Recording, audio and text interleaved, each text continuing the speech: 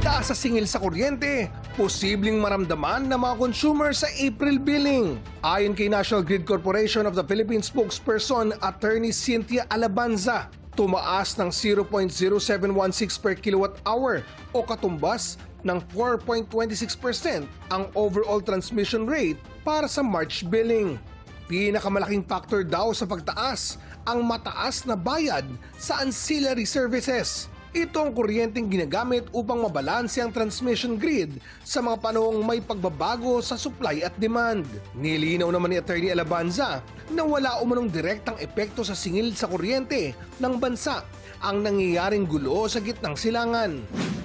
Pagbibitiw ni Eduardo Año bilang National Security Advisor, tinanggap na ni Pangulong Bongbong Marcos. Sa isang payag, sinabi ni Año na kailangan ng pagtuunan ng pansin ang kanyang kalusugan kaya siya nagbitiw. Epektibo ang kanyang resignation bukas, April 16. Nakatakda siyang palitan ni dating Armed Forces of the Philippines Chief of Staff, Eduardo Oban Jr. Mga maestrado ng Sandigan Bayan 3rd Division nag-ocular inspection sa lugar kung saan dapat may flood control project sa Barangay Bunsuran, Pandi, Bulacan. Ang proyekto ang sentro ng 92.8 million peso malversation case laban kay dating Senador Bong Revilla at mga dating opisyal ng DPWH Bulacan 1st District Engineering Office. Gustong malaman ni na Associate Justices Carl Miranda, Ronald Moreno at Lord Villanueva kung ano ang aktual na nagawa ng Sims Construction Trading na kontraktor ng proyekto.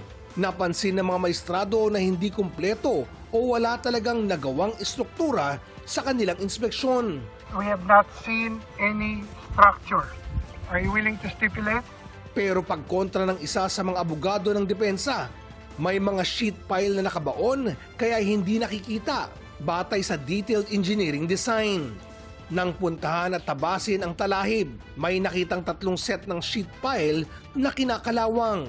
Ayon sa prosecution panel, base sa itsura ay tila matagal na itong nailagay. Kaya ghost project nila ito na niwalang revetment o containment wall kahit 95% paid na ng gobyerno. Ako si Oscar Oyd, ang inyong saksi.